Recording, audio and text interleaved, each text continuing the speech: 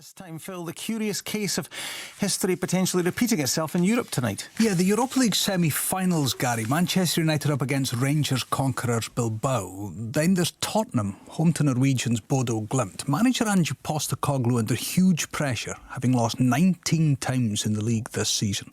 Tottenham fan and podcast host Chris Cowlin joins us. Chris, morning. Morning, Phil. How are you? Well, I'm fine. Here's a curious one. So good in Europe, yet Spurs so bad domestically. Must be a rather strange old time following your club. It's a very, very strange time. Of course, we feel very anxious going into Premier League games, but as you just said there, we feel very, very excited, and it seems to be a very different mood and a different atmosphere, both at home and away. But we've had some really good performances in the Europa League, and we do deserve to be in the semi-finals right now. It is a real great opportunity to put a trophy in the cabinet, which are way overdue at Tottenham, you know, the trophies. But the Premier League record this season just simply hasn't been good enough.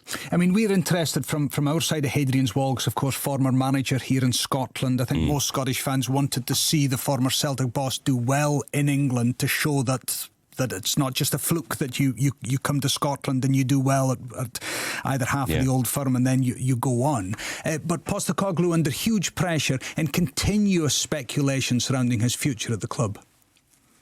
Yeah, I'll be honest, Phil. I feel like the writing is on the wall for Postecoglou, and I feel like he knows that as well. You know, Spurs have just appointed us a new CEO to come in the summer. And I feel like there's going to be a new managerial appointment in the summer.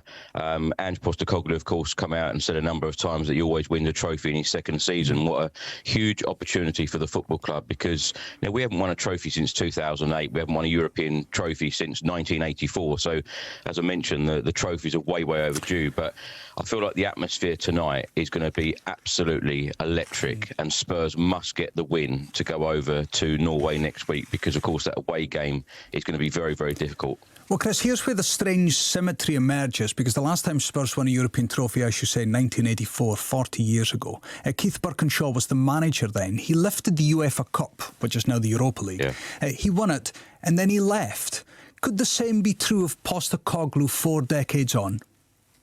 Yeah, absolutely. And I feel like that is exactly what's going to happen. You know, these Premier League games just simply haven't been good enough. And I know a lot of people were quite sceptical about the appointment in the first place of Postecoglou coming in.